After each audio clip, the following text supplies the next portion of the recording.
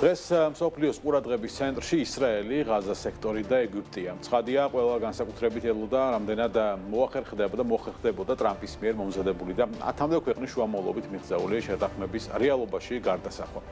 ამასთან ვიხილეთ ტრამპის ვიზიტი ისრაელში და ეგვიპტეში, სადაც ცოტა ხანში მშვიდობის ფორუმი დაიწყება. ახლა პირდაპირ ეთერში გვერდება ჩვენი ჟურნალისტი ერეკლე ფოლადიშვილი, რომელიც მეც გვეტყვის ამ დეტალებს. ერეკლე, საღამომშვიდობის. ბექა საღამომშვიდობისა, გიორგი, გამარჯობა, მივესალმებ მაყურებელს. პირველ რიგში დავიწყოთ პირველი ფაზით. პირველი ფაზა ეხებოდა იმას, რომ ტყვეები და პატიმრები უნდა გათავისუფლებულიყო, გაცვლილიყვნენ, დასრულებულია, როგორც ვიცი ეს ფაზა. მოდი მოგვიყვევი ამაზე მეტი. კი ბატონო, შეგვიძლია თავისუფლად თქვათ და მიულოცოთ იმ ადამიანებს, ვისთვისაც ეს უმნიშვნელოვანესი იყო, რომ პირველი ფაზა ფაქტობრივად სრულიად წარმატებით მიმდინარეობს ამ წუთამდე, ამ ეტაპამდე, რაც ცხადია გულისხმობს უპირველეს ყოვლისა ცოცხალი მძევლების ისრაელელი მძევლების დაბრუნებას სამშობლოში, რაც იყო ალბათ ქვეყნისთვის ერთ-ერთი ყველაზე მნიშვნელოვანი დღე 7 ოქტომბრის იმ ტრაგიკული და ტერორისტული აქტის შემდეგ. მეორე მხრივ ჰამასმა მოახერხა თავისი მიზნის მიღწევა და ისრაელიდან თავის მიწაზე ღაზაში ჩაიყვანა ის წარმოუდგენლად დიდი რაოდენობა პატიმრების, რომლების ნაწილიც სამუდამო სასჯელს იხდიდა ისრაელელი მოქალაქეების დახოცვისა თუ ელემენტარულად ტერორისტული აქტების მოხდენისთვის, რომლებმაც ძალიან ბევრ ადამიანს შეუწყნა საფრთხე. კი, ცხადია. და აღარაფერს ვამბობ იმ 1750 ადამიანზე, 1700 ადამიანზე უფრო კონკრეტულად რომ ვთქვათ, რომლებიც პირდაპირ 7 ოქტომბერში იღებდნენ მონაწილეობას იმ ტერორისტულ აქტში. ეს იყო ერთი ნაწილი და ყველაზე მნიშვნელოვანი ნაწილი. თუმცა აქ განსაკუთრებით აღსანიშნავია ის მოვლენა, რომ ყველაზე მნიშვნელოვანი ფაქტი დღეს უნდა ყოფილიყო ეს, მთელი მსოფლიოს ყურადღება უნდა ყოფილიყო ამაზე, თუმცა დონალდ ტრამპმა მოახერხა, რომ ყურადღების ცენტრი მასზე გადატანილიყო, ის დილითვე ჩაფრინდა ამ ისრაელში და ფაქტობრივად საკუთარი თვალით ადევნებდა თვალყურს მიმდინარე მოვლენებს, ტყვეების და მძევლების გაცვლის და პატიმრების გაცვლის პროცესს, ამ ორმხრივ პროცესს, რაც საკმაოდ წარმატებით დასრულდა კიდევ ერთხელ ვიძახი ცოცხალი ადამიანების შემთხვევაში, რაც შეეხება გარდაცვლილებს. ამჟამად ახდება ინფორმაცია, ვიცით, რომ 2 ადამიანის ცხედარი უკვე გადაყვანილია, 20 ცოცხალი ადამიანი არის, 20 გადარჩენილი ადამიანი არის დაბრუნებული, ანუ ყველა.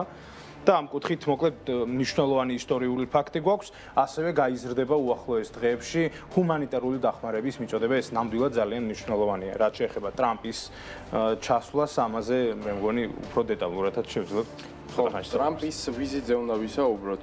მთელი მსოფლიოს ყურადღების ცენტრში ახლა სწორედ ის არის, როგორ ჩაიარა მისმა ვიზიტმა, როგორი იყო მისი დამოკიდებულება ამ საკითხის მიმართ და როგორც ვიცით, ზოგადად თელამოვლენას ის მის პირად გამარჯვებად მიიჩნევს და ამბობს, რომ მშვიდობის მყოფელობის მიმართულებით ეს მისი ერთ-ერთი ყველაზე დიდი წარმატებაა. და შეგვიძლია ვთქვათ, რომ ასეც არის, იმიტომ რომ სწორედ მის გეგმა იყო ის 20 პუნქტიანი სამოქმედო გეგმა, რომელმაც რეალურად გაამართლა და მოუტანა, როგორც იქნა ისრაელს ის ნანატრი სურვილი აუსრულა, რასაც ერქვა ძევლების დაბრუნება. თუმცა კიდევ ერთხელ ხაზგასმით უნდა აღნიშნოთ, რომ ტრამპის ვიზიტში უფრო მნიშვნელოვანი იყო ის დეტალები, რაც ვიხილეთ.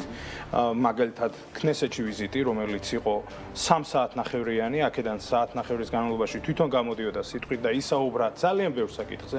უპირველეს ყოვლისა, რაც მაყურებელს აუცილებლად უნდა უთხრათ, არის ის, რომ ფაქტობრივად დონალდ ტრამპმა გამოაცხადა, რომ ეს ომი დასრულდა. ამ ომის გაგრძელება აღარ შეიძლება. თქვენი გასაკეთებელი გააკეთეთ, ეს უთხრა ფაქტობრივად ისრაელის როგორც ოპოზიციას, ისევე ხელისუფლებას, ახლა დროა ჩვენ მივიყვანოთ საქმე ბოლომდე და დავასრულოთ სამშვიდობო პროცესი, გავიდეთ ბოლომდე, ეს იყო ერთი მნიშვნელოვანი განაცხადი. ასევე მან ცხადია გადაუხადა უღრმესი მადლობა ბენიამინ ნეთანიაჰუს, რომელიც აღნიშნა, რომ არის საკმაოდ ხისტი და მკაცრი პოლიტიკოსი, თუმცა თავისი პოზიციების დამცველი, რასაც ძალიან აფასებს. აქვე მე მგონი ცოტა შეაღონა ნეთანიაჰუს პრინციპულობამ ტრამპი და ამიტომ რაღაც მომენტში, როცა მიეცა შესაძლებლობა, შეაქვა ოპოზიციის ლიდერი, რომ ის არ არისო ცუდი კანდიდატი. ოქროს ადამიანი. ხო დაუდგეს ბიტკოინით. აი ოქროს ტრედის ხო, ოქროს მტრედი გადასცა ბენიამინ ნეთანიაჰუმ, როგორც ცხადია ეს მტრედი რომ არის მშვიდობის სიმბოლო, ამას ახლა ჩემი ახსნა განმარტება ნამდვილად არ სჭირდება. ეს საკმაოდ სწორი ჟესტი იყო, შეგვიძლია ვთქვათ ბენიამინ ნეთანიაჰუს მხრიდან, თუ გავითვალისწინებთ როგორ უყვარს დონალდ ტრამპს ოქროს ფიგურები შეეძლო ნებისმიერი თეთრი მტრედი მშვიდობის სიმბოლო. კი, მაგრამ ოქროსი კი, ტრამპს ოქროსფერი ყველაზე მეტად უყვარს. ხო, და სწორადაც დაიჭირა ბენიამინ ნეთანიაჰუმ ეს. ხო, ქნესეთზე უნდა დავასრულოთ საუბარი, ძალიან მნიშვნელოვანი იყო კიდევ ის, რომ მან ახსენა, რომ ეს არ არის ის ომი, რომლითაც ზოგადად უნდა და ეს სამშვიდობო მოლაპარაკება არ არის ის, რითიც უნდა დავამსრულოთ ზოგადად ახლო აღმოსავლეთის პროცესები, დროა მთლიანად ახლო აღმოსავლეთში ჩაცხრეს ვითარება, ეს რეგიონი აღარ იყოს არათუ ამერიკისთვის, არამედ მსოფლიოსთვის ერთ-ერთი გამოწვევა და ამ კუთხით მან პირდაპირ აღნიშნა მზაობა გამოხატა, რომ ირანთან განახლდეს მოლაპარაკებები ბირთვულ შეთანხმებაზე, ჩვენ გვახსოვს როგორ წარიმართა ბოლოს ისრაელსა და ირანს შორის დაპირისპირება, სამაგიეროდ ახლა ტრამპი გამოთქვამს პირდაპირ მზადყოფნას, რომ დაიწყოს ირანთან რეალური მოლაპარაკებები და ეს საკითხი ჩაბარდეს წარსულს და ირანიც ის რომ ქვეყანა რომელიც ამჟამად ყველაზე წაგებულ პოზიციაშია აი ეს მომენტი დაიჭიროს ტრამპმა და როგორც იქნება დასვას მოლაპარაკების მაგიდასთან ირანი. აქვე ერთი უსიამოვნება იყო ტრამპის გამოსვლისას რამდენიმე დეპუტატმა. კი, მემარცხენე რადიკალური მემარცხენე პარტიიდან სიტყვა შეაწყვეტინა ტრამპს და იძახდნენ რომ უნდა მიენიჭოს ისრაელის ქნესეთის მიერ პალესტინას დამოუკიდებლობა. ნუ ეს რამდენად მოხდება ეს სხვა საკითხია, მაგრამ ჟესტი როგორც ასეთი მე მგონი კლად ჭკვიანური მემარცხენე ფრთისგან არ იყო. ხო, მე გააძევეს წარმომადგენლები დარბაზი ტრამპმა თქვა რომ საკმაოდ ეფექტური იყო. იხუმრა თავისებურად ამ თემაზე. კი. სიტყვა შეაწყვეტინეს. ტრამპი მხოლოდ ისრაელში არ იყო, ახლა როგორც ვიცი ეგვიპტეშია, იქ მშვიდობის სამიც ატარებს. კი ბატონო, რაღაც გარკვეული კაიროში რაღაც აფეთქებაც იყო, მაგრამ მე მგონი მშვიდობა ჯერჯერობით. იმიტომ რომ შარმელ-შეიხი იყო დაგან არის საკმაოდ ჩვენი.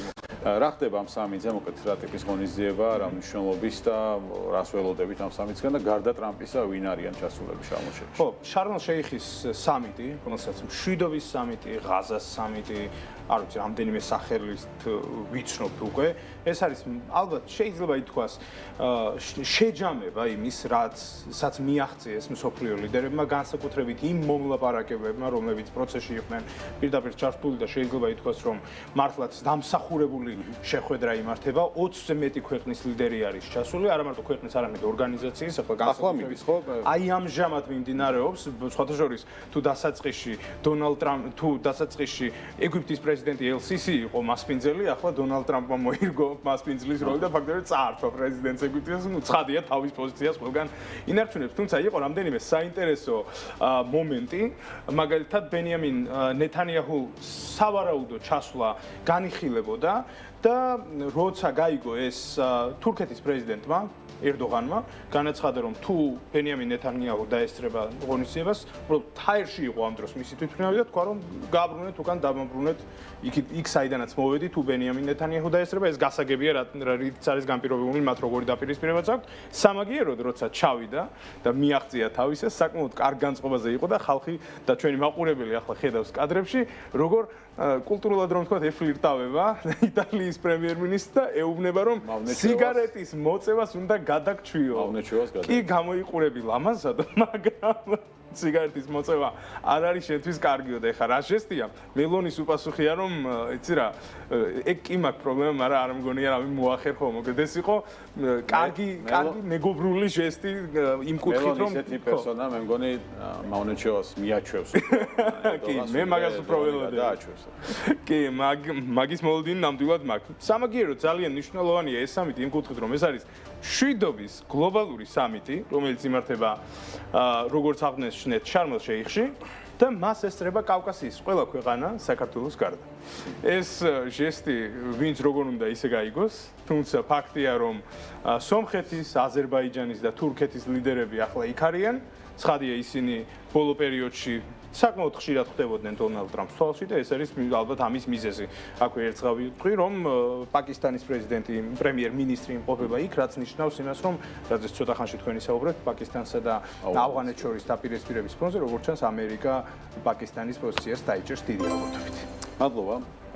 ერეკლე პოლაδιშვილი იყო ჩვენთან ერთად. მადლობა საინტერესო საუბრისთვის.